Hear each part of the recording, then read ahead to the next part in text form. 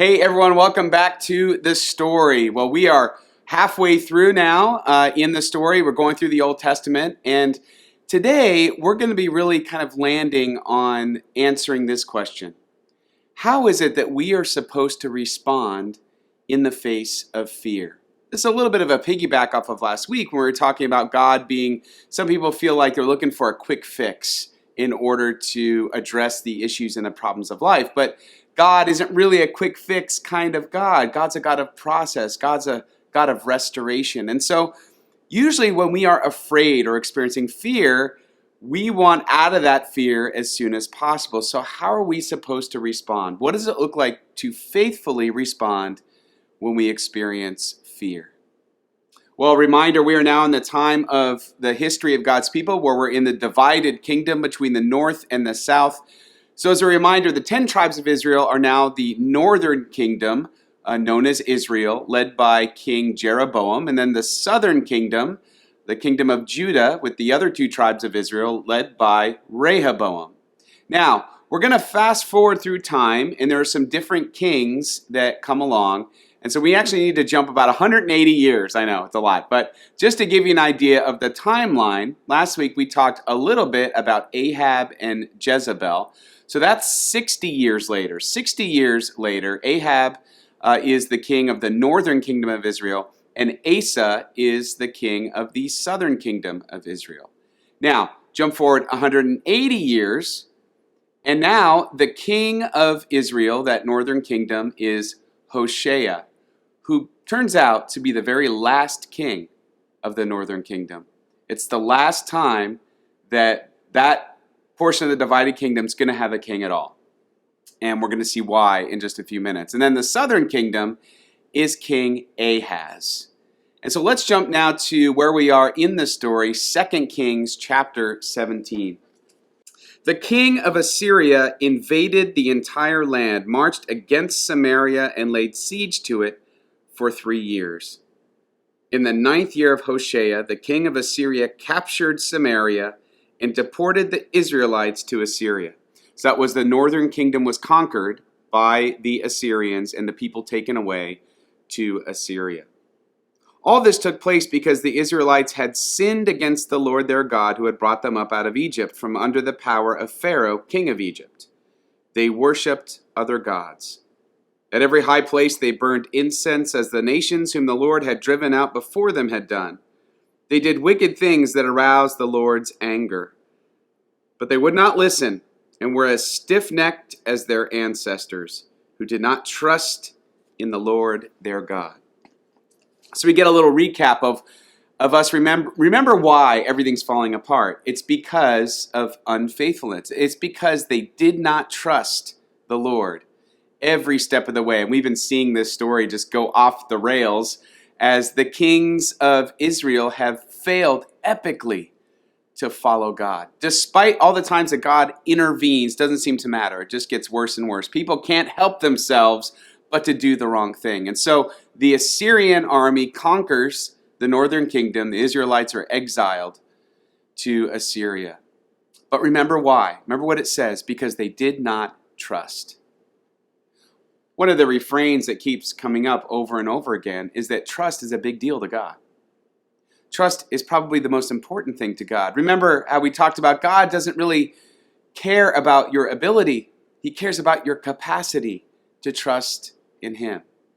And that's something I think that we tend to forget, that we think that the big things of faith have to do with, well, we just have all the right abilities or the right gifting in order to serve God, when really, our absolute best ability is our availability. Trust is a big deal to God, and that's really all that He seems to want from us. And it seems to be the one thing that we can't consistently give Him. So let's go to 2 Kings 18. There's a new king in Judah, and his name is Hezekiah. In the 3rd year of Hoshea, son of Elah, king of Israel, Hezekiah, son of Ahaz, king of Judah, began to reign. He did what was right in the eyes of the Lord, just as his father David had done. He removed the high places, smashed the sacred stones, and cut down the Asherah poles. Hezekiah trusted in the Lord, the God of Israel. There was no one like him among all the kings of Judah, either before him or after him. And the Lord was with him. He was successful in whatever he undertook. He rebelled against the king of Assyria and did not serve him. Wait a minute. There's somebody who's faithful? We have not seen this yet. And I love that there is this little bright spot of hope in this king who rises to power in the southern kingdom of Judah. And he isn't bullied by the Assyrians. He isn't conquered. Jerusalem isn't conquered, although the Assyrians do try. And how it says the difference for him, for Hezekiah, is that he trusts in the Lord. That's all that it says. It doesn't say Hezekiah was this really amazing, wise person. He had all these incredible abilities and gifts and resources. None of that. All it said was he trusted in the Lord. He did what was right in the Lord's eyes. He took down all those things that were causing people to worship other gods. In a way, it's like saying he didn't do anything special except that he trusted in the Lord. And that's the difference between success and failure when it comes to God. It's trust. I always love that scene. You know how I love movies. I always love that scene in Indiana Jones and the Last Crusade when he has to trust his way over a great chasm to get to the other side. And it says he has to take a leap of faith. You know, he's reading that little book. It says he's got to take a leap of faith in order to do it. And he has to ask himself, what does he believe? Does he believe God somehow, some way is going to stop him from falling down that hole and get him to the other side? And we have that great scene. Here's a picture of that scene where he's holding his hand to his chest and asking himself, what does he really believe? And the thing is, I think this is what we're talking about here. It's about trust. Trusting in God is saying, I don't know how this is going to work out. In the face of my fear, am I going to trust that God's going to take care of this? Or I'm going to be so paralyzed, or I'm going to turn back, or I'm just simply not going to continue because I can't see the way forward. Trusting isn't that you can see something somebody else can't. Trusting is just remembering that God, who is faithful in the past, is going to be faithful in your present. He's going to, why? Because he's the same God, yesterday, today, and forever.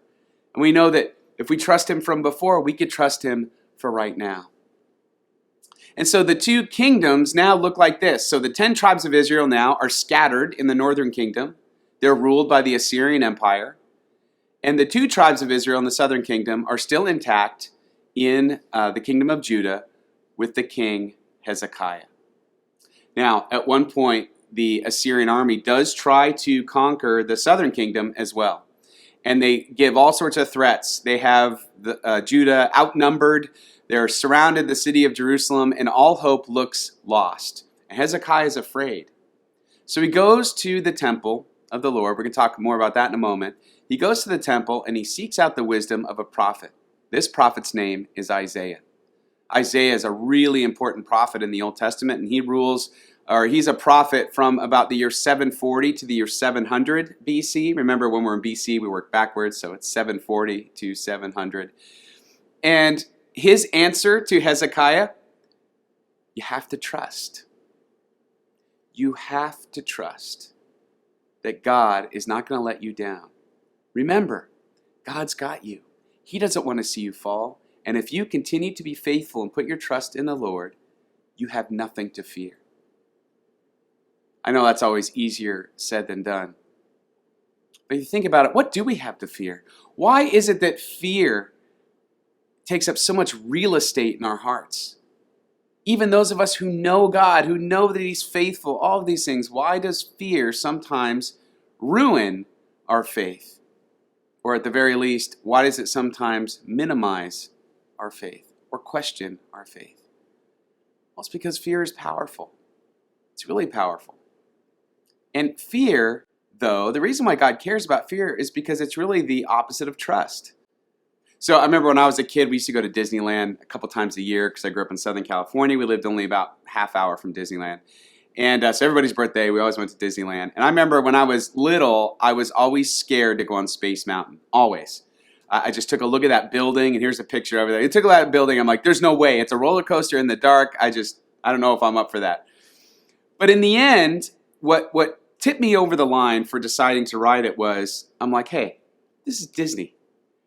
This ride has got to be the safest ride on the planet because these are the safest people ever. You always know that they go the extra mile to make sure everything is safe, and they're not going to let something happen where a bunch of kids aren't safe riding this ride. That's actually what got me on it. Was I was thinking, I'm looking at everybody at Disneyland, and I'm thinking, you know what, Disney, I don't think they would put a ride here that wouldn't be safe. And I got in line and I went on the ride. I was terrified, but the reason why I went on the ride was because I trusted in the people who built it and operated it. Then I had the experience even today when I go to a carnival and I see some of those rides, like the big pirate ship, that swings like a pendulum, and I'm like, nope, there is no way I'm going on that thing. Listen, I'm sorry, all you carnival workers out there, but my level of trust is not the same as I have with Disney. I'm sorry. I've heard stories. I've read the reports. Things happen. I'm not getting on that thing. There is no way. And I even get a little nervous when my kids get on that thing. Praise God, there's been no issues so far. But why? Because it's a trust thing. If you don't have trust in the maker, you're not going to get on the ride. If you don't have trust that somebody is running things, that somebody's not asleep at the wheel, you're not going to trust it. Well, I think this is true with our faith. When all looks lost, when you are facing fear, do you still trust? Isaiah had a vision about this. He had a vision about trusting that God was going to do something new.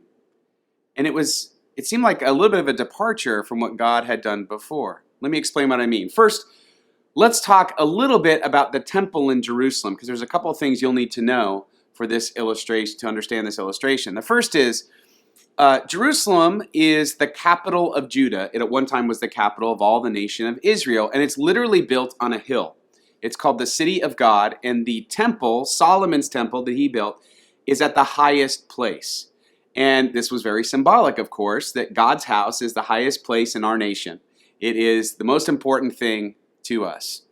And remember what Solomon's temple was. Back when the Israelites were in the wilderness, they had something called a tabernacle, which was literally a tent where that was God's dwelling place while he lived among them. And so this was kind of like the permanent tent, the permanent tabernacle where God would live to take up residency in the nation, the highest point. And so Solomon's temple, and you can see a rendering of it here, it doesn't look exactly like the versions of the temple you've seen today, because this was the first version. Later, it would get burned down, and then the second temple, which was the temple at the time of Jesus, would be built. But this is Solomon's temple, but the workings and how it worked on the inside worked very much the same. So if you take a look at this picture on the inside, you have the holy place where priests would go in and do priestly duties, and then you have behind the veil, the Holy of Holies, behind that curtain, the Holy of Holies. And what was behind there was believed to be the actual presence of God. That's where the Ark of the Covenant sat. Yes, again, back to Indiana Jones, right? The Ark of the Covenant sat there, and it housed the Ten Commandments, it housed manna from the wilderness and other things from the Israelites' journey. And on the top there, you see where the winged creatures are, the angels or the cherubim who are on the top of the ark, was called the mercy seat. Now, you may know this from today, understanding Yom Kippur and the Day of Atonement. But once a year, what would happen was a priest had to go through some very special ceremonies to become pure enough to then take sacrificial blood and sprinkle it onto the mercy seat for the forgiveness of sins for all the people. Now, this is important. This is the way it worked. No regular person was ever allowed to go into the holy place or the Holy of Holies. Not even all the priests got to go into the Holy of Holies. The priest would do things on behalf of the people. If I went with my family to the temple to offer a sacrifice, I would hand the sacrifice to the priest. They'd go off and do the rituals, prepare it, cook it, and give it back to me where my family would sit and consume it. So I really wasn't part of that process. So there was a division between the holy people and the regular people because they believed that you couldn't have regular people in the presence of God. It was just too much holiness for us to handle. Now, that being said, Isaiah has a vision that God is going to do something new. This is Isaiah chapter 6.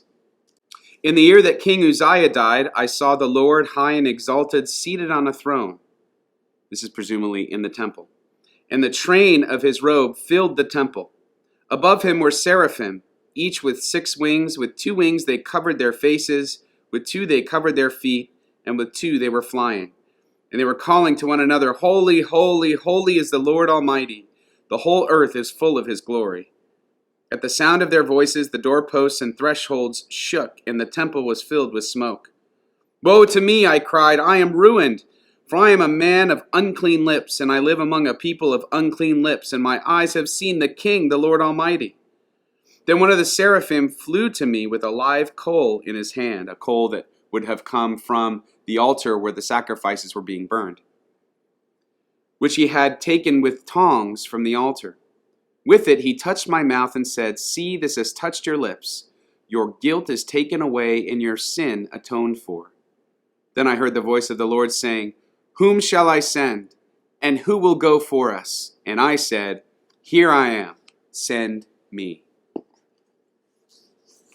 This is a wild scene, this vision that Isaiah has. But in this vision, we see something really remarkable, that God is doing something new. He is departing from the way that he is forgiving sins in this vision.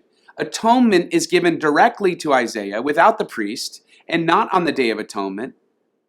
And it leads at one point for Isaiah has prophecies about what God is preparing his people for, and that is the coming of Jesus Christ. And in Isaiah 53, it's probably the most famous part where this happens. I'm not going to read the whole chapter just because of time, but Isaiah 53 are all these prophecies about Jesus, about basically how he is going to become the atoning sacrifice for sin. And you'll see how all of this ties together in just a moment. But here's Isaiah 53. I'll read verses 1 through 6. Remember, this is 700 years before Jesus. Who has believed our message, and to whom has the arm of the Lord been revealed? He grew up before him like a tender shoot, and like a root out of dry ground. He had no beauty or majesty to attract us to him, nothing in his appearance that we should desire him.